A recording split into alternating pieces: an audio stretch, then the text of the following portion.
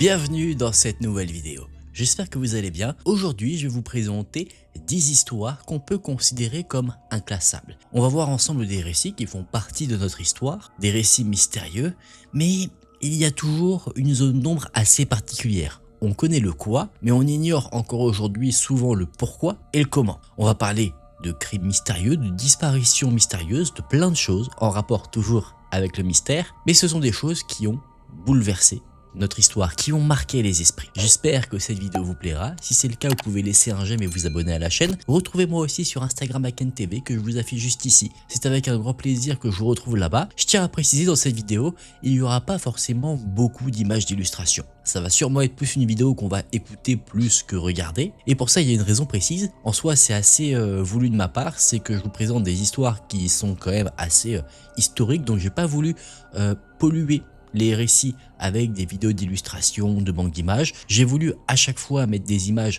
en lien avec les récits. Comme ça, vous savez de quelle personne on parle, vous avez un visuel.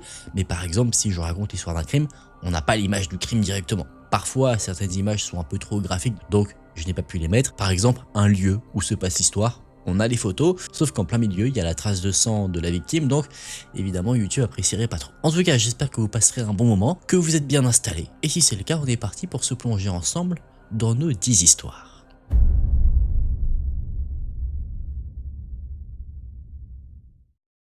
On parle souvent de la Première Guerre mondiale comme d'un événement lointain, une époque avalée par les dates, les uniformes, les monuments. Pourtant, au cœur de l'été 1917, loin des tranchées, une autre guerre couvait déjà, dans les rues d'une ville du sud des États-Unis. Une guerre faite de lois, d'humiliation, de peur et d'un silence qui finit toujours par se briser. Le 27 juillet 1917, l'armée américaine ordonne le transfert du 3e bataillon du 24e régiment d'infanterie, un régiment composé de soldats noirs, vers Houston, au Texas.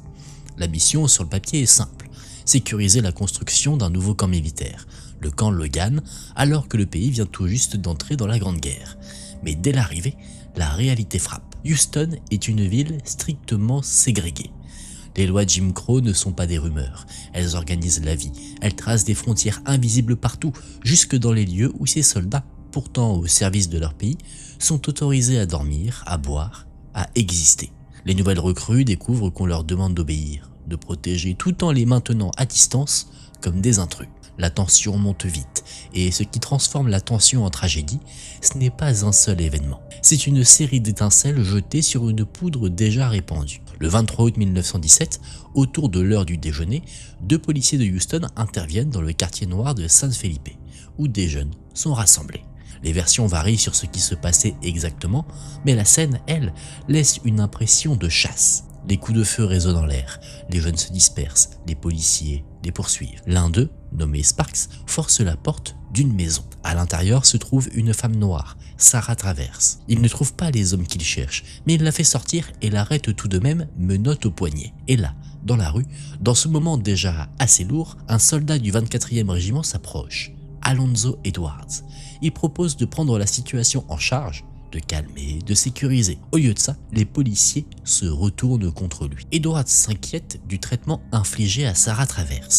Sa remarque ne déclenche pas une discussion, elle déclenche une violence immédiate. Il est frappé, puis arrêté à son tour. Plus tard dans la journée, un autre soldat, Charles Baltimore, membre de la police militaire, cherche à comprendre ce qui est arrivé à son camarade. Même réponse, même brutalité. Des coups, des tirs en l'air. Baltimore tente de fuir. Il est retrouvé caché sous un lit, puis arrêté après avoir été battu. Ce 23 août, à Camp Logan, les rumeurs vont plus vite que les faits. Très vite, le camp entend dire que Baltimore a été tué. Une nouvelle comme ça, dans une ville où la peur n'est pas théorique, où une arrestation peut déjà ressembler à une condamnation, ça met le feu à tout. Les soldats bouillonnent, ils imaginent le pire et ils se préparent au pire. Puis Baltimore revient. Il est blessé mais vivant. Et pendant un court instant, ce retour suffit à refroidir la colère, pour un instant seulement, car presque aussitôt, d'autres bruits circulent. On raconte qu'une foule blanche serait en route vers Camp Logan. Le commandant, le major Snow, tente d'éviter la catastrophe. Il annule les permissions du soir, renforce la garde, ordonne le calme. Il rassemble ses hommes et les avertit. Prendre la justice dans leurs mains serait une folie. Mais quand la peur s'installe, les mots deviennent plus fragiles. Dans la soirée, des soldats sont surpris en train de chercher des armes dans les tentes de ravitaillement. On tente de les remettre en rang, et puis un coup de feu retentit. Un seul, comme un déclencheur. Un cri fuse, la foule arrive, la panique devient un mouvement. Le camp explose, les armes sont prises, les munitions circulent, la logique s'effondre. Des tirs partent d'abord de façon désordonnée vers les alentours. En quelques minutes, le contrôle disparaît, le commandant blanc du bataillon s'éclipse, et dans ce vide de commandement, un sergent prend la main, Vida Henry. Il rassemble environ 150 hommes, et il ordonne une marche vers Houston.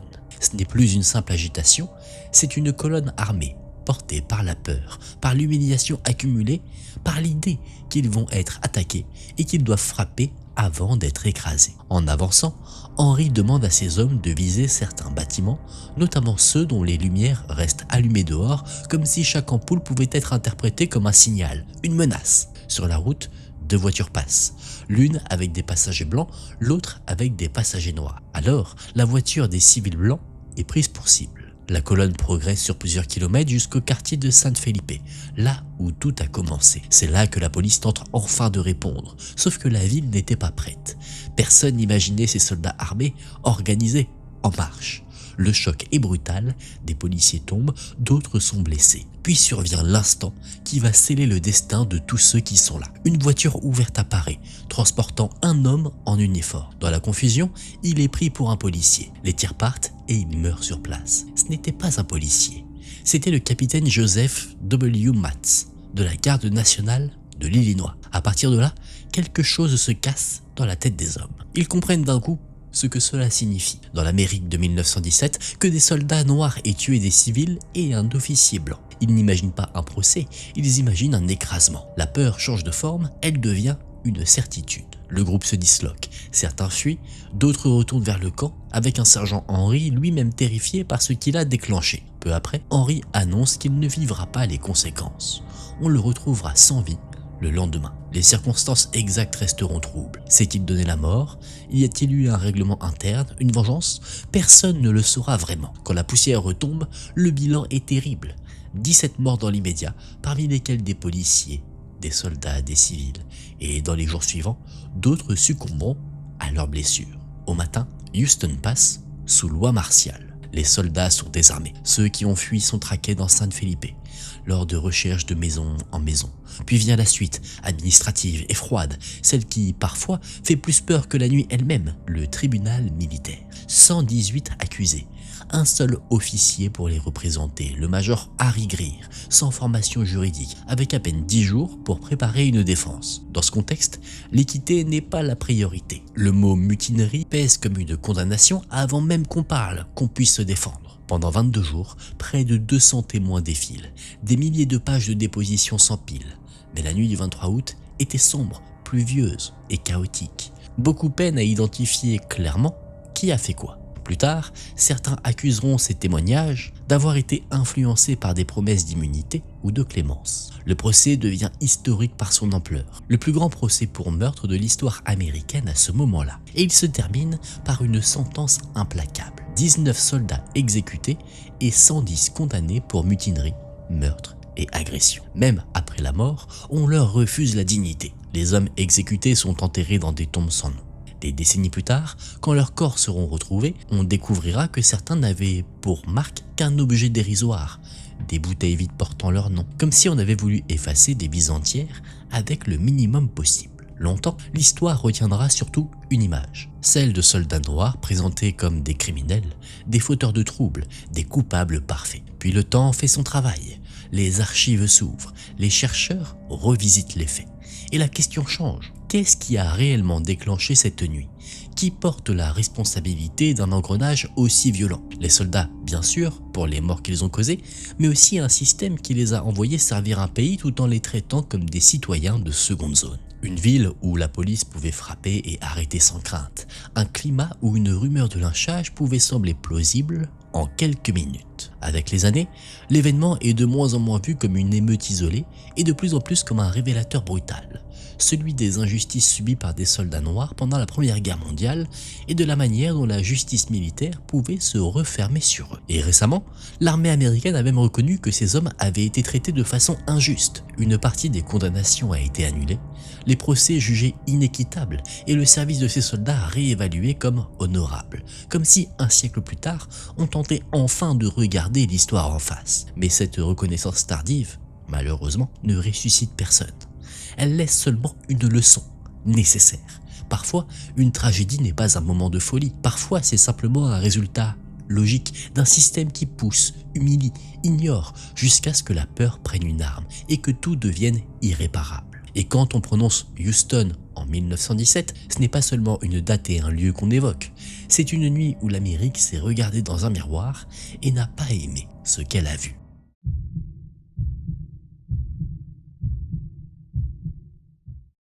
Quand on évoque le régime allemand pendant la guerre, on pense à une machine de persécution méthodique, un lieu d'internement et de travail forcé, une mécanique conçue pour broyer des vies et pour effacer jusqu'au souvenir de ce qu'elle détruisait. Et pourtant, au cœur même de cet appareil déjà inhumain, il a existé une zone encore plus sombre, un angle mort que même certains cadres allemands préféraient ne pas regarder en face. Un homme et l'unité qu'on lui a confiée ont fini par incarner ce que le système produisait de plus incontrôlable. Une violence sale, chaotique, gratuite, tellement extrême que des responsables du régime eux-mêmes ont, à plusieurs reprises, cherché à l'éloigner. Non pas par humanité, mais parce que cette brutalité devenait impossible à justifier, même avec leurs mots. Cet homme s'appelait Oskar Dirlewanger. Cet homme n'est pas, à l'origine, une figure mythique de l'idéologie de cette période. C'est un vétéran de la Première Guerre mondiale, un homme capable d'afficher un parcours respectable sur le papier. Retour en Allemagne, adhésion au parti, études, une image de cadre en soi discipliné. Mais derrière cette façade, les archives et les témoignages décrivent un individu instable, violent, et très tôt attiré par l'impunité que lui offre son positionnement politique. À un moment, même l'Allemagne de l'époque ne peut plus faire semblant. Dirlewanger est condamné pour une agression intime sur une mineure.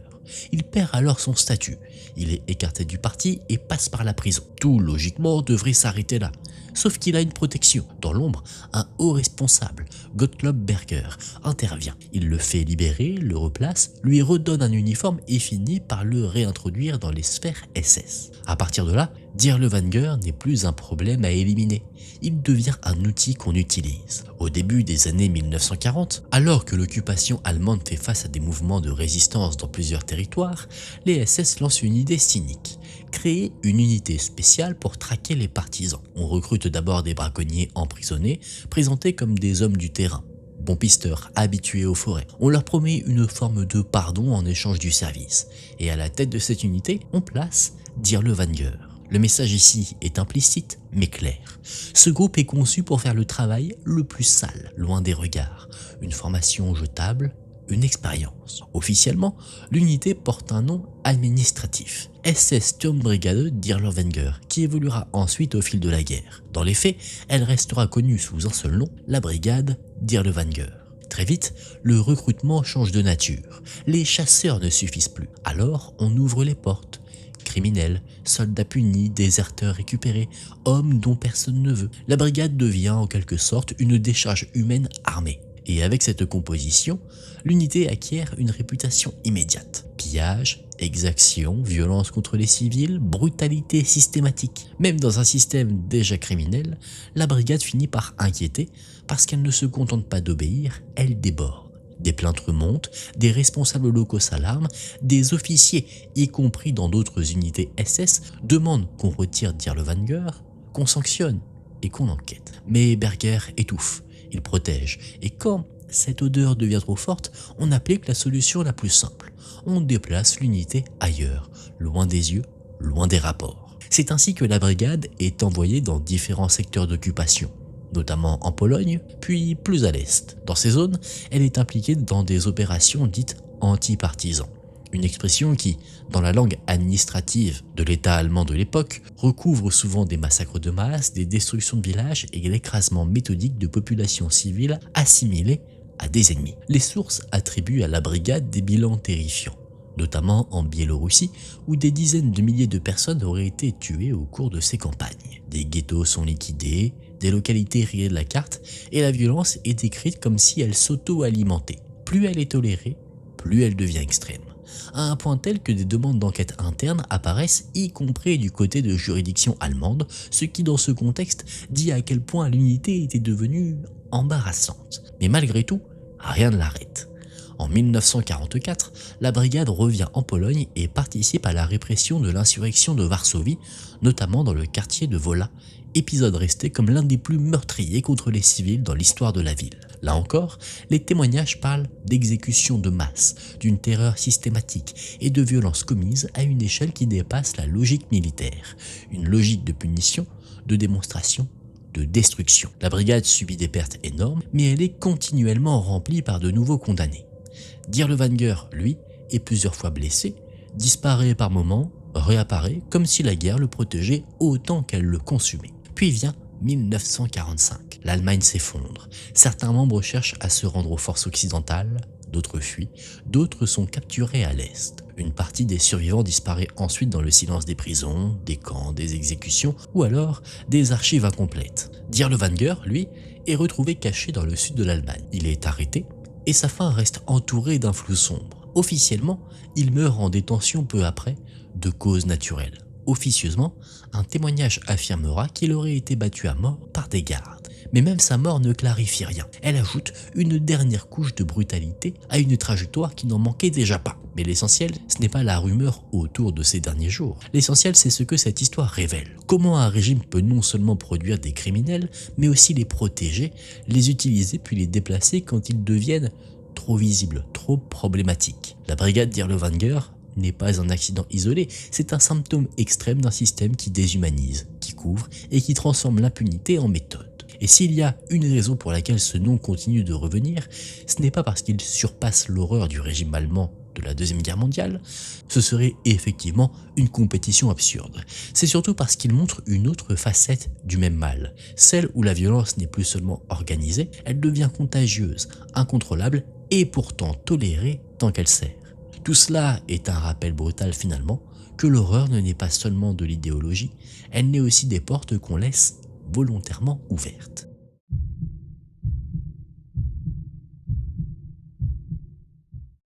En 1905, une nouvelle tombe comme un coup de tonnerre. Le trésor fédéral des États-Unis aurait été cambriolé. Ce n'est pas un vol ordinaire, pas une caisse vidée en douce, non. C'est le genre de crime qui fait vaciller tout un pays.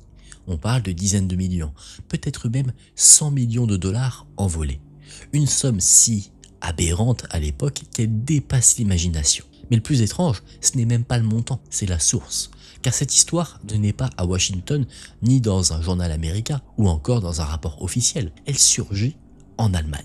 Le 1er avril 1905, un journal berlinois, très lu, le Berliner Tageblatt, publie ce récit comme un scoop monumental. L'or et l'argent du trésor auraient été siphonnés par une équipe de voleurs financés, dit-on, par de riches millionnaires américains. Et l'État, humilié, tenterait de tout étouffer pour éviter un scandale national. Tout y est, le suspense, la honte, la corruption, le pays trop puissant pour avouer sa faiblesse. Mais le détail qui rend l'affaire presque crédible, c'est la manière dont le journal décrit le comment. Parce que sur le papier, le trésor n'est pas un coffre banal. Il est protégé par un système réputé quasi inviolable, un dispositif électrique complexe censé surveiller les coffres en permanence. 13 salles fortes, des signaux d'alarme et selon le récit, une réaction immédiate, soldats, police, agents fédéraux, une armée capable de débarquer en quelques minutes au moindre incident. Dans ces conditions, l'idée d'un vol géant paraît impossible, sauf si on ne passe pas par la porte. Le Berliner Tageblatt déroule alors un scénario digne d'un roman. Une opération préparée pendant 3 ans, menée avec patience, moyens et sang-froid. D'abord, les criminels loueraient un bâtiment près du Potomac, en face du trésor, et le maquillerait en usine. Une façade respectable, un nom d'entreprise crédible, des machines, du bruit, des allées et venues normales. Mais l'usine n'aurait qu'un seul but, cacher une entrée. Un tunnel. Un tunnel gigantesque creusé en secret sur une distance folle sous le lit du fleuve jusqu'à se retrouver juste sous le trésor. Et une fois arrivés à destination, les voleurs n'auraient plus qu'à forer vers le haut, 13 conduits, un pour chaque coffre. De quoi contourner les alarmes, attaquer les fondations et vider le contenu par en dessous sans alerter personne. Et pour transporter le butin, le journal ajoute une touche futuriste, presque cinématographique. Des petits véhicules électriques circulant dans le tunnel, puis des cargaisons chargées dans des sous-marins miniatures, spécialement conçus, qui remonteraient le fleuve en silence avant de rejoindre des navires en mer ouverte. Une fois leur embarqués, les navires disparaissent, et les voleurs aussi. L'histoire est racontée avec une précision telle qu'elle se propage immédiatement. D'autres journaux la reprennent, certains publient même des schémas. La rumeur voyage rapidement. Allemagne, Autriche, Hongrie, tout le monde commente le plus grand braquage de l'histoire, jusqu'au moment où la vérité éclate. Tout était faux. Le cambriolage du siècle n'était qu'un poisson d'avril. Une mise en scène écrite pour le 1er avril et exécutée avec suffisamment de sérieux pour piéger des rédactions entières. Le Berliner Tageblatt savoure son coup. Il vient de prouver qu'avec un récit assez détaillé, plutôt technique, mais surtout spectaculaire, on peut faire avaler presque n'importe quoi. Le monde entier en parle. Et les journalistes américains, eux, restent sidérés. Comment autant de médias ont-ils pu relayer une histoire aussi énorme sans vérification? Certains avancent une explication presque sociologique. À l'époque, une partie de l'Europe entretient une vision fantasmée des États-Unis. Un pays jeune, violent, dominé par l'argent, où l'impossible serait possible. Un Far West modernisé où des millionnaires pourraient, pourquoi pas, financer un braquage d'État. On apprend ensuite que le texte aurait été rédigé par Louis Firek, correspondant à New York pour le journal allemand, qui signait sous un pseudonyme. Et certains observateurs remarquent vite que l'histoire ressemble fortement à un roman publié auparavant, où un plan de cambriolage du trésor passe déjà par un tunnel souterrain. Autrement dit, ce n'était pas seulement un canular, c'était un canular bien documenté, nourri par de la fiction et emballé comme un reportage puis lancé au bon moment. Et c'est peut-être ça ici le plus fascinant, parce qu'au fond, cette histoire ne parle pas vraiment d'un trésor volé, elle parle de nous, de notre rapport au récit trop beau pour être ignoré, de cette faiblesse humaine. Quand une histoire est assez précise, assez spectaculaire, assez conforme à ce qu'on imagine d'un pays, on la croit, même si elle défie toute logique. Et pendant quelques jours, en 1905, le monde a réellement cru que le trésor des États-Unis avait été vidé par un tunnel sous un fleuve et des sous-marins fantômes, comme si la réalité parfois n'avait besoin que d'un bon narrateur pour se laisser duper.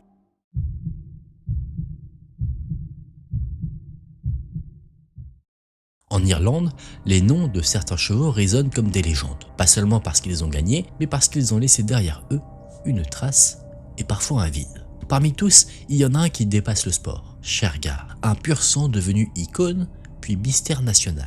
Son histoire commence sous le signe du prestige. Shergar appartient à l'Aga Khan, figure immensément riche et influente, passionnée d'élevage et de course. Dès la fin des années 1970, le poulain est envoyé se former auprès des meilleurs entraîneurs. Sur les pistes, on découvre un cheval puissant, rapide, étonnamment facile à gérer, avec un tempérament réputé calme, ce qui, pour un athlète de ce niveau, est presque un miracle. En 1980, il débute en course et gagne vite. Mais c'est en 1981 que Shergar bascule dans une autre dimension. À Epsom, lors du derby, il s'impose avec une avance tellement énorme que le monde des courses reste figé. 10 longueurs, un écart historique. 3 semaines plus tard, il l'enchaîne en Irlande, puis confirme sur d'autres grandes épreuves. Et il le fait avec une impression dérangeante de facilité, comme si le cheval courait dans une catégorie à part. Shergar est reconnaissable entre mille. Ses 4 balsanes blanches, une marque claire sur la tête et ce détail étrange que beaucoup de gens retiennent sur les photos, sa langue visible quand il accélère. Il devient un visage public, un symbole, certains diront même un héros national. Mais l'Aga Khan est aussi un homme d'affaires. Après la saison 1981, Shergar est retiré des pistes assez tôt, au sommet de sa valeur pour devenir étalon. Direction l'Irlande, Ballymanny-Stud dans le comté de Kildare. On le célèbre comme une star, on le parade, on l'admire, on vient le voir comme on viendrait voir un monument vivant. Un syndicat est monté, des parts sont vendues, très cher, pour le droit de faire saillir des juments. La première saison est un succès, les poulains naissent, la promesse grandit. En 1983, tout indique que Shergar va rapporter une fortune. Les juments sont déjà réservés, l'argent est déjà imaginé. Et puis un soir, tout s'arrête. Le 8 février 1983, la ferme est calme. Le responsable des palefreniers, Jim Fitzgerald, est chez lui, sur le domaine, quand des hommes masqués surgissent. Ils ne viennent pas pour voler une voiture ou pour une caisse. Ils prononcent un seul nom et ils le prononcent comme s'il s'agissait d'une personne. Ils exigent qu'on les mène à Shergar. Ils enferment la famille, menacent et forcent Fitzgerald à obéir. Dans l'obscurité, le cheval est sorti du box et chargé dans un van. Puis Fitzgerald est emmené à son tour, aveuglé, déplacé pendant des heures. Avant de le relâcher, on lui laisse 2 messages. Un mot de passe, King Neptune pour authentifier les appels, et un avertissement glaçant, ne pas contacter la police sous peine de représailles. Quand Fitzgerald revient, la panique ressemble pas à celle des films, elle ressemble à une succession de décisions impossibles. Les actionnaires s'appellent, on consulte un vétérinaire, des contacts des autorités, on finit par prévenir l'Aga Khan, alors à l'étranger. Et malgré les menaces, l'idée de ne pas alerter les forces de l'ordre devient intenable. Le problème ici, c'est que le temps joue contre eux. Malheureusement, Fitzgerald n'a pas de signalement utile, il ne peut pas identifier les hommes, il retient juste des impressions. Un accent venu du nord, quelqu'un qui semble savoir manipuler un cheval, trop peu pour une traque. Et comme si le hasard voulait compliquer l'affaire, le rapt survient à la veille d'un grand rendez-vous du calendrier hippique, avec des vannes et des remorques partout sur les routes. Dans ce flux, repérer le bon véhicule devient quasiment impossible. Au bout d'un certain temps, les ravisseurs rappellent. Ils réclament 2 millions de livres, mais ils restent prudents. Ils raccrochent vite avant qu'un appel puisse être localisé. L'Aga Khan, lui, refuse de céder.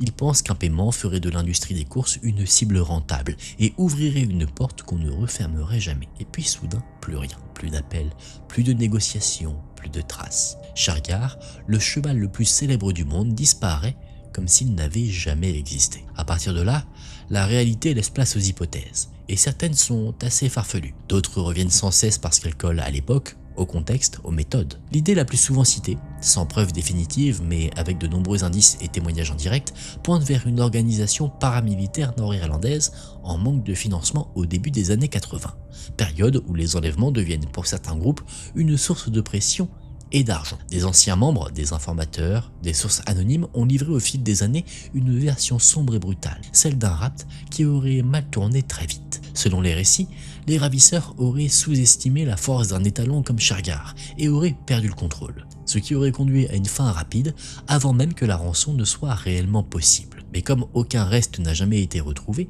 comme personne n'a revendiqué officiellement, comme la vérité n'a jamais été scellée par une preuve matérielle, l'histoire reste finalement suspendue.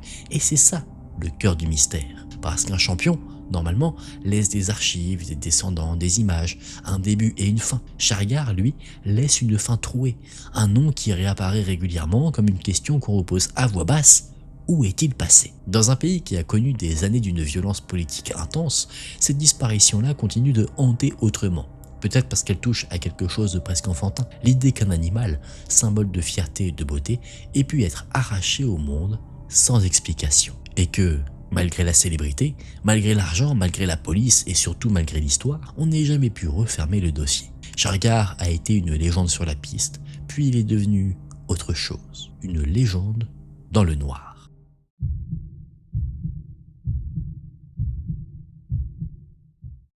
Est-ce qu'une adolescente de 16 ans peut tuer un enfant de sa propre famille, puis traverser les années comme si le dossier n'avait jamais existé? Et comment un meurtre, commis dans une maison respectable de l'Angleterre victorienne, a pu devenir l'une des premières grandes affaires modernes où l'enquête finit par contredire les évidences? Tout commence dans la nuit du 29 juin 1860 à Rhodes, dans le Wiltshire. Dans cette demeure bourgeoise, un petit garçon de 4 ans, Francis Saville Kent, disparaît. Aucun bruit, pas de cris, pas d'effraction évidente. Au matin, la maison bascule dans l'angoisse.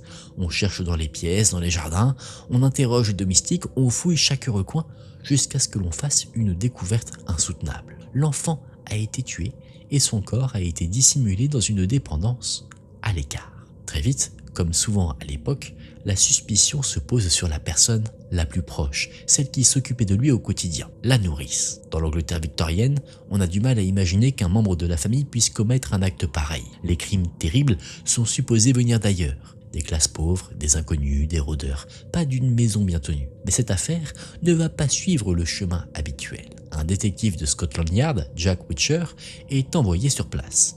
Et lui, justement, ne raisonne pas en termes de convenance.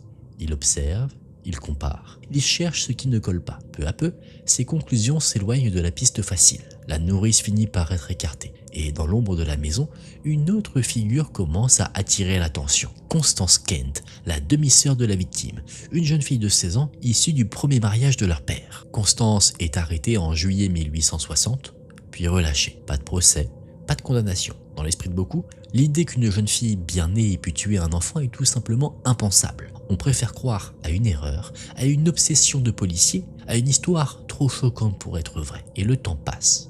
5 ans. C'est ce qui rend l'affaire presque surnaturelle. Ce crime n'est pas résolu, il est juste mis de côté, comme si le silence pouvait recouvrir une scène de nuit abominable. Puis, en 1865, le dossier s'ouvre de nouveau. Et cette fois, Constance revient au centre de tout. Sans détour, elle plaide coupable. Elle explique qu'elle a déjà avoué à un homme d'église, le révérend Arthur Wagner, et qu'elle veut maintenant le dire officiellement devant la justice. Le révérend confirme une chose, Constance lui a bien confié sa culpabilité et souhaitait se dénoncer, mais il refuse d'en révéler le contenu précis. Il invoque un principe ancien, le secret de la confession, un silence considéré comme sacré. Ce refus, paradoxalement, ajoute une couche de mystère, car si Constance dit vrai, alors la vérité a existé, enfermée dans une confidence que personne ne peut répéter. Et si elle ment, alors pourquoi s'enterrer elle-même volontairement dans une culpabilité aussi lourde? Selon la version qu'elle finit par livrer, tout aurait été préparé dans le calme de la nuit. Attendre que la maison dorme, créer l'illusion d'une intrusion, puis emporter l'enfant discrètement hors de sa chambre. Elle affirme avoir tout fait pour retarder la découverte, pour orienter l'enquête vers un inconnu. Puis elle décrit l'endroit isolé où elle aurait commis son acte, avec un objet appartenant à son père qu'elle aurait pris à l'avance. Le mobile dans cette confession n'est pas une haine dirigée vers l'enfant lui-même. Ce serait une bête histoire de vengeance. Constance aurait nourri une rancœur profonde envers la seconde épouse de son père, la nouvelle mère de la maison, qu'elle vivait comme une remplaçante, une figure qui avait pris la place de sa propre mère. Dans cette logique déformée, toucher au petit garçon, c'était frapper le cœur du foyer. C'était faire payer l'adulte en détruisant ce qu'il aimait le plus. Mais comme souvent, dans les grandes affaires, une confession n'éteint pas les doutes, elle les déplace. Pendant le procès et après, 3 grandes lectures se heurtent. La première est la plus directe. Constance a commis le crime, seule, et son aveu tardif serait le résultat d'une culpabilité devenue impossible à porter. Certains ajoutent qu'une fragilité psychologique a pu jouer, tant l'acte paraît extrême pour une adolescente. La deuxième est plus trouble. Constance aurait menti pour protéger son père. Des rumeurs entourent alors la réputation de Monsieur Kent, ses relations, l'histoire de son remariage, les tensions dans le foyer, et certains imaginent un drame domestique caché, une violence surgie dans une nuit, puis recouverte par une solution terrible, sacrifier la fille pour sauver la figure paternelle. Ce n'est qu'une théorie, mais elle s'accroche parce qu'elle explique pourquoi l'arme supposée et certains détails semblent pointer vers lui. La troisième hypothèse, enfin, implique William, le frère de sang de Constance. Les deux auraient été très proches après la mort de leur mère et le basculement du père vers une nouvelle famille. Certains ont imaginé que William aurait pu jouer un rôle, direct ou indirect, comme si la rancœur était partagée, comme si l'idée avait circulé ou comme si Constance avait porté la faute pour deux. Là encore, rien ne vient trancher définitivement. Ce sont des soupçons, des interprétations, des ombres projetées par une maison qui n'a jamais vraiment retrouvé la paix. Ce qui est certain, c'est ceci. Constance ne retirera jamais son aveu. Elle ne reviendra jamais en arrière. Elle ne dira pas « j'ai menti ». Elle accepte la condamnation. Le 19 juillet 1865, elle est condamnée à mort, peine ensuite commuée en réclusion à perpétuité. Elle passera environ 20 ans en prison, puis elle sortira et vivra longtemps, très longtemps, jusqu'à mourir en 1944 à l'âge de 100 ans. Et c'est peut-être aussi ce dernier détail qui rend l'affaire si dérangeante, parce que l'enfant, lui, n'a eu que 4 ans. Et la personne désignée comme coupable a eu un siècle entier pour continuer d'exister avec ce secret, vrai ou faux, planté au milieu de sa vie comme une écharpe. Alors, la question demeure encore aujourd'hui dans les esprits. Constance Kent a-t-elle dit la vérité ou a-t-elle choisi de devenir le réceptacle parfait d'un crime que la société ne voulait pas regarder en face?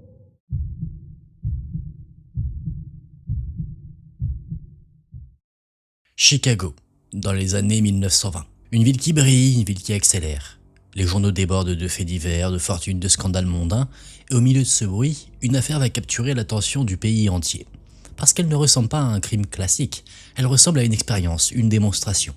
Un caprice de gens qui n'auraient jamais dû avoir faim de quoi que ce soit. Deux jeunes hommes issus des plus hautes familles de la ville, Nathan Léopold et Richard Loeb. Le premier grandit dans l'opulence, entouré d'avantages qui rendent la vie facile. Mais ce n'est pas ce qui le distingue le plus. Léopold est un prodige, un esprit précoce, fasciné par les langues, la science, la nature, au point d'entrer à l'université bien avant l'âge habituel. On le décrit comme brillant, presque intimidant.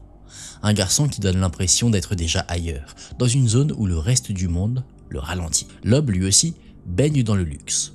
Son père est une figure importante du monde des affaires. Richard est intelligent, charismatique, sûr de lui, et il avance avec cette assurance propre aux gens qui n'ont jamais entendu non très longtemps. Il entre lui aussi très jeune à l'université, et quand ces deux garçons se rencontrent, ils se reconnaissent immédiatement. Même vitesse, même arrogance, même sentiment d'être différents. Leur relation devient fusionnelle, proche, trouble, difficile à définir avec certitude. Même eux donneront plus tard des versions contradictoires. Ce qui est sûr, c'est l'équilibre étrange qui s'installe. Loeb aime l'excitation, le frisson, la transgression. Léopold, lui, gravite autour de Loeb avec une loyauté presque totale, comme si l'amitié ou l'emprise comptait plus que tout. Et puis il y a une idée qui commence dans les livres. Léopold lit Nietzsche, s'obsède pour le concept de surhomme et en fait une interprétation dangereuse. Celle d'être supérieur, au-dessus des règles communes, au-dessus de la morale, au-dessus de la loi. Il en parle à Loeb, et dans leur bulle de privilèges, dans cette époque où personne ne les sanctionne vraiment, ils finissent par se convaincre qu'ils peuvent tester le monde. Au début, ce sont des actes mineurs, des transgressions, des coups d'audace, des petites infractions. Ils se font parfois surprendre, mais rien ne les écrase, rien ne les arrête.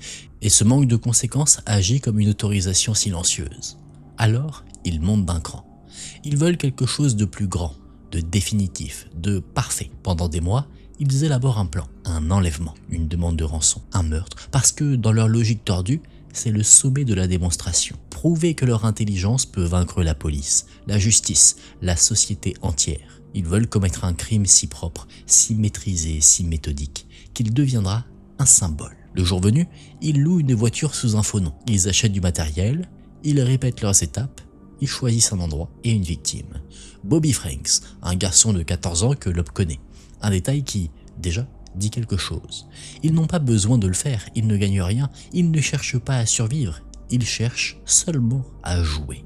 Bobby monte dans la voiture, convaincu qu'on le ramène chez lui. Quelques minutes plus tard, la démonstration commence. Ce qui se passe ensuite est rapide, brutal et irréversible. Puis ils disparaissent dans la nuit avec leur secret, persuadés d'avoir contrôlé tous les paramètres. Ils se débarrassent du corps à l'écart, tentent d'effacer certaines traces et envoient la lettre de rançon comme prévu, comme si tout n'était qu'un scénario. Sauf que le réel ne respecte pas les scénarios. Le lendemain, le corps est retrouvé, et à partir de là, tout s'écroule plus vite que leur plan n'a mis de temps à être écrit. La police découvre près du lieu de dépôt un objet minuscule, presque banal, mais trop précis pour être ignoré. Une paire de lunettes très particulière, rare, alors identifiable. L'enquête remonte une liste infime d'acheteurs possibles, et sur cette liste, un nom apparaît, Nathan Léopold. À ce moment-là, le crime parfait n'est plus parfait. Il n'est même plus un mystère. Il devient un piège qui se referme. Les deux jeunes hommes sont interrogés. Ils tentent de raconter une histoire, d'aligner des alibis, de paraître calmes, mais les détails ne tiennent pas. Les incohérences s'accumulent et bientôt le masque tombe. Ils finissent par avouer. L'Amérique est sidérée. Parce que ce ne sont pas des bandits affamés, ce ne sont pas des hommes acculés, ce sont deux garçons riches, éduqués, promis à des carrières brillantes. Et pourtant, ils ont choisi l'horreur comme jeu intellectuel. Le procès devient un spectacle national. L'État réclame la peine de mort. Eux sont très jeunes, ce qui ajoute encore à la fascination morbide. Leur avocat choisit une stratégie qui choque. Plaider coupable pour éviter un procès devant jury et concentrer toute la bataille sur la sentence. Des experts parlent d'immaturité émotionnelle, de personnalité déséquilibrée, de dynamique de domination, de dépendance. Le tribunal ne les absout pas. Il ne les exécute pas non plus. Le verdict tombe, prison à vie. Plus une peine supplémentaire liée à l'enlèvement et au chantage.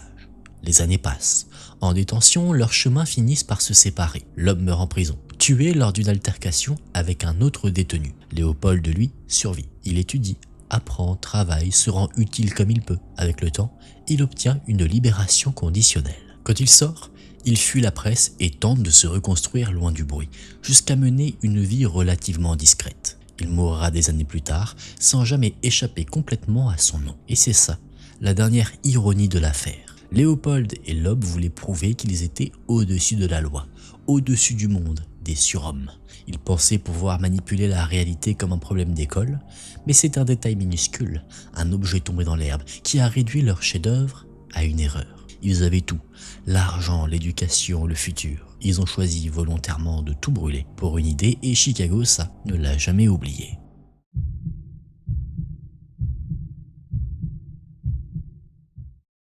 À Stockholm, le vendredi 28 février 1986, il fait froid, la ville est calme et rien ne ressemble à une soirée historique. Olof Palme, Premier ministre de Suède, vit depuis longtemps avec une habitude presque inconcevable pour un chef de gouvernement, se déplacer comme n'importe qui. Pas de cortège, parfois même pas de garde du corps. Ce soir-là, la décision se prend tard. Dans l'après-midi, sa femme, Lisbeth Palme, a prévu d'aller au cinéma grand et en a parlé avec leur fils. Olof n'apprend le plan qu'en rentrant et il n'a pas d'escorte prévue. Vers 20h30, le couple sort de chez lui, direction la séance. Plusieurs personnes les croisent dans la rue, étonnées de voir le Premier ministre marcher simplement au milieu des autres. Au cinéma, presque tout est complet. Le personnel finit par leur trouver des places. Ils regardent le film puis restent quelques minutes à l'extérieur comme un couple ordinaire qui traîne avant de rentrer. Vers 23h15, ils se séparent de leur fils et de la petite amie de celui-ci. Olof et Lisbeth reprennent la rue à pied en direction du métro. Ils avancent sur Sveavägen, s'arrêtent un instant devant une vitrine, puis continuent. Et là, au croisement de Sveavägen et Tunnelgatan, près d'un magasin connu à l'époque, tout bascule. À 23h21, un homme s'approche par derrière, tire à très courte distance puis s'enfuit dans la nuit. Lisbeth est touchée légèrement. En quelques secondes, Stockholm passe de la routine à l'irréparable. Ce qui suit ressemble à un cauchemar administratif. Des témoins appellent les secours, mais les informations circulent mal au début et l'alerte n'arrive pas immédiatement au bon endroit. Pendant que la scène se remplit de passants, l'ambulance finit par arriver. Olof Palme est transporté à l'hôpital, mais il est déclaré mort peu après minuit. Sur le bitume, la police retrouve 2 projectiles. C'est presque tout ce que le tireur laisse derrière lui. Les analyses orientent vers une munition de type 357 Magnum et l'absence d'étui. Logique avec un revolver, ce qui prive les enquêteurs d'un élément balistique précieux. Très vite, une idée obsède la Suède. Comment un assassinat aussi direct a-t-il pu avoir lieu au cœur de la capitale, sur une artère vivante, sans que l'auteur soit identifié? L'enquête devient gigantesque, la plus grande de l'histoire du pays. Et à mesure que les années passent, elle produit ce que produisent souvent les affaires impossibles. Des pistes, des suspects, des théories et une fatigue nationale. Un premier homme est arrêté, puis relâché. Plus tard, Christer Peterson est condamné en première instance après avoir été reconnu par Lisbeth Palme avant d'être acquitté en appel, notamment faute d'armes retrouvées et faute de mobile clair, dans un dossier plombé par des erreurs et des zones grises. Peterson mourra des années plus tard, légalement innocent dans cette affaire. Un autre détail, lui, prolonge l'histoire. À l'époque, la Suède avait une prescription de 25 ans pour certains crimes, y compris le meurtre. Et au fil du temps, l'idée que l'affaire Palme puisse expirer devient impensable. En 2010, la Suède supprime la prescription pour le meurtre et d'autres crimes graves, ce qui permet notamment à l'enquête Palme de continuer au-delà de 2011. Puis vient le 10 juin 2020. Le procureur annonce publiquement sa conclusion. Selon lui, le suspect le plus probable serait Stig Engström, surnommé l'homme de Skandia, présent dans le secteur et employé dans une entreprise voisine. Problème, Engström est mort depuis longtemps. Aucun procès n'est possible. L'enquête est donc officiellement close et cette conclusion est fortement contestée, notamment à cause de l'absence de preuves techniques décisives. Et l'histoire ne s'arrête même pas là. En décembre 2025, une demande de réexamen est étudiée. Les autorités suédoises estiment qu'il n'y a pas de raison suffisante pour ouvrir l'enquête et soulignent que les éléments disponibles ne permettraient pas d'aller plus loin de manière crédible. Le dossier reste donc fermé. Alors, qui a tué Olof Palme ? 40 ans après, il reste une scène. Un couple qui rentre du cinéma, une rue ordinaire, une silhouette qui surgit puis disparaît. Et derrière cette scène, une certitude glaçante. Même dans un pays qui se croyait à l'abri de ce genre de violence, un seul instant a suffi pour créer un mystère qui résiste encore aujourd'hui au temps.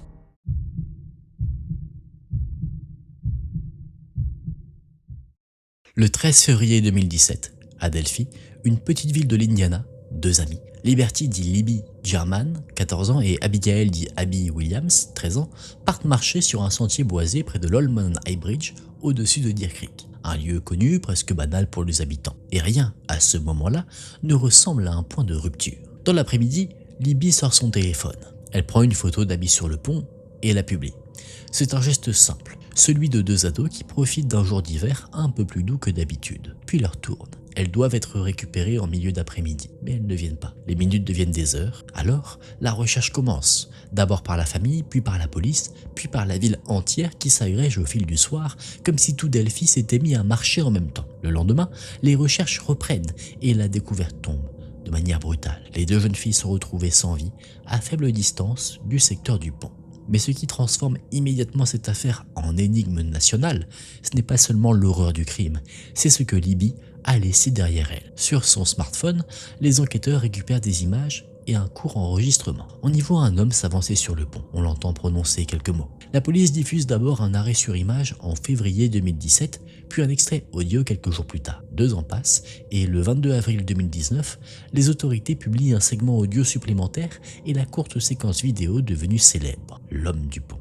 C'est ça, le vertige de Delphi. Un suspect est visible, audible et pourtant, il reste sans nom. Pendant des années, tout le pays se demande comment une affaire peut résister alors qu'elle semble contenir sa propre preuve. Et puis, le temps long de l'enquête finit par produire un basculement. En octobre 2022, un homme de la région, Richard Allen, est arrêté. En novembre 2024, il est reconnu coupable et le 20 décembre de la même année, il est condamné à 130 ans de prison. Mais même après ce verdict, l'affaire ne retombe pas totalement dans le silence. Des démarches d'appel ont suivi et le dossier continue d'alimenter débats et documentaires. Non pas parce que le mystère serait intact, mais parce que Delphi a marqué quelque chose de rare. La sensation qu'une vérité était là, à portée de main dans quelques secondes de vidéo, et qu'il a fallu pourtant des années pour la saisir.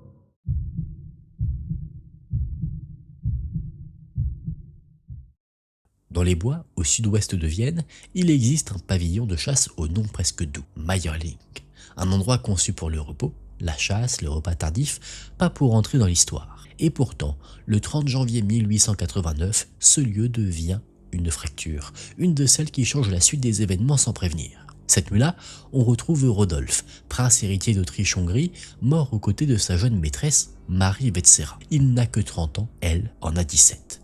Le scandale est immédiat car Rodolphe n'est pas un archiduc secondaire, c'est le seul fils de François-Joseph et d'Élisabeth, l'héritier direct. Et ce qui va nourrir le mystère, dès les premières heures, c'est la façon dont la cour raconte la chose. D'abord, on parle d'une mort naturelle, d'un malaise soudain, une version qui ne tient pas longtemps.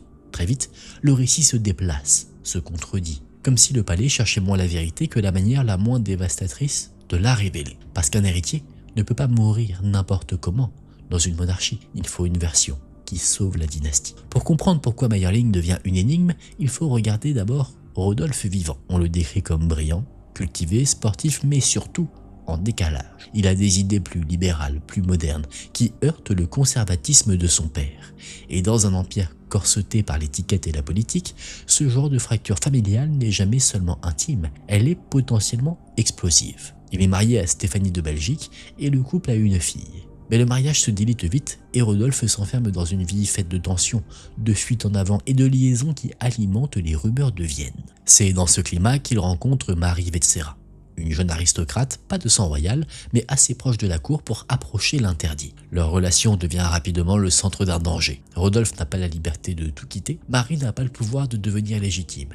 Et dans ces histoires-là, l'issue est souvent un compromis, pas un drame. Sauf qu'à Mayerling, c'est le drame. Le matin du 30 janvier, la chambre ne répond plus. On force l'accès et on découvre Rodolphe ainsi que Marie. La version qui finit par s'imposer officiellement est celle d'un pacte de mort. Rodolphe aurait tué Marie, puis se serait donné la mort. Mais voilà pourquoi Mayerling refuse de se refermer, parce que presque aussitôt, des éléments troublants circulent. On parle de préparatifs qui ne collent pas avec une fin programmée, de rendez-vous prévus, de détails de scènes rapportés différemment selon les témoins et les récits.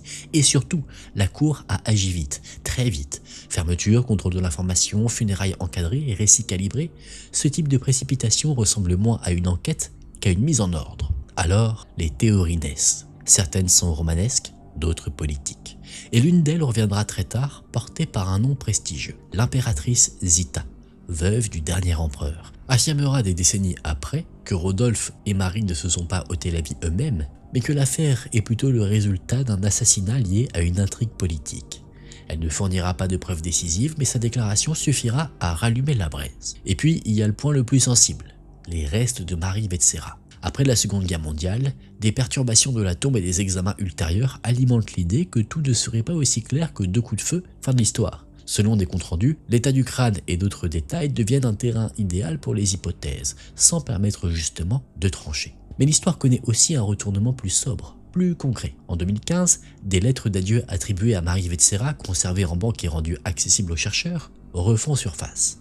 Elles décrivent explicitement une intention de mourir aux côtés de Rodolphe, ce qui renforce fortement la lecture d'un pacte, même si cela ne répond pas à toutes les zones d'ombre autour des circonstances exactes. Alors que s'est-il passé à Mayerling? Le plus honnête aujourd'hui, c'est de dire ceci. La version la plus largement retenue par les historiens est celle d'un drame intime, un pacte fatal entre un héritier en crise et une jeune femme happée par la romance et l'impasse. Mais la gestion politique de l'affaire, la communication chaotique de la cour et les incertitudes nées après coup ont créé un terrain parfait pour les récits alternatifs. Et si Mayerling fascine autant, c'est aussi à cause de ce qui vient après. La mort de Rodolphe brise la ligne de succession directe. L'héritier change, le destin de la dynastie se réorganise jusqu'à conduire par enchaînement à François Ferdinand. Et lorsque François Ferdinand est assassiné en 1914, c'est l'Europe entière qui bascule. Mayerling, dans cette lecture-là, n'est pas seulement un scandale, c'est le premier domino. Une porte fermée un matin d'hiver et un empire qui, sans le savoir, venait de commencer à glisser.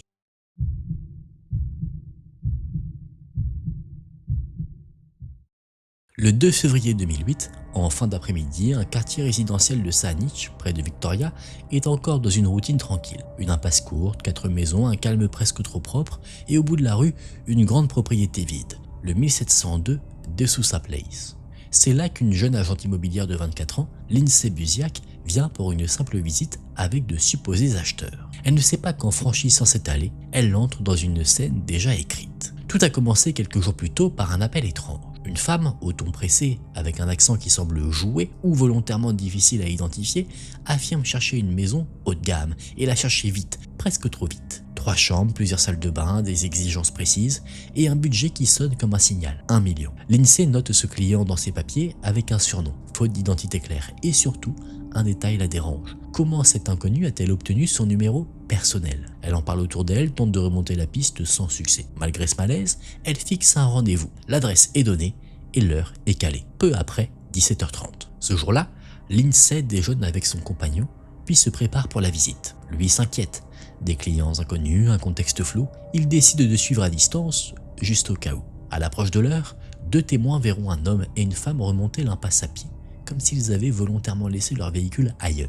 Lindsay les accueille devant la maison, une poignée de main rapide, un échange bref, et ils entrent. Après ça, le temps se contracte. Selon la police, Lindsay est tuée peu après son arrivée, à l'étage, dans une chambre de la maison vide. Un appel part ensuite de son téléphone, un geste qui ressemble à un déclenchement accidentel, comme si l'appareil avait été pressé sans intention. Quand son compagnon arrive, il voit la voiture de Lindsay. Il ne veut pas déranger, alors il attend. Puis l'inquiétude monte. Aucun message, aucune réponse. La porte est verrouillée, il appelle les secours, puis finit par rentrer avec un ami par l'arrière de la maison. Et c'est là qu'il la découvre. Il rappelle immédiatement le 911. Mais le plus glaçant ici, c'est surtout ce que cette affaire ne révélera jamais. Les acheteurs ne seront pas identifiés. Le mobile restera flou et malgré la proximité du crime, une maison au milieu d'un quartier à une heure où des gens circulent, l'enquête se heurte à un mur. Il y a trop peu de traces, trop peu d'erreurs visibles, comme si le rendez-vous avait été conçu pour être une impasse parfaite. Les années passent et le dossier ne meurt pas. La police affirme que l'enquête est toujours active. Une équipe dédiée reprend les éléments, réexamine les preuves matérielles et numériques et travaille notamment avec l'aide de la GRC et du FBI, notamment grâce à des techniques apparues après 2008 comme certaines avancées en ADN et en généalogie judiciaire. Et pourtant, à l'hiver 2025, la mère de Lindsay en est encore à lancer des appels publics pour que quelqu'un parle enfin. Officiellement, personne n'a été arrêté et la ville vit avec cette question qui, jamais, ne veut se taire. Alors, il reste une image, presque insupportable de simplicité. Une jeune femme qui fait son travail, dans une maison vide et un couple qui se présente comme des clients. Et en quelques minutes, une vie qui disparaît sans aucune explication. La question depuis 2008 n'a pas changé. Qui avait besoin que Lindsay Busiak entre dans cette maison et surtout, pourquoi? Mesdames et messieurs, on en a fini pour nos 10 histoires. J'espère que ça vous a plu, que ça vous a appris des choses. Personnellement, j'ai appris beaucoup. Donc, c'est tout bénef pour moi en tout cas.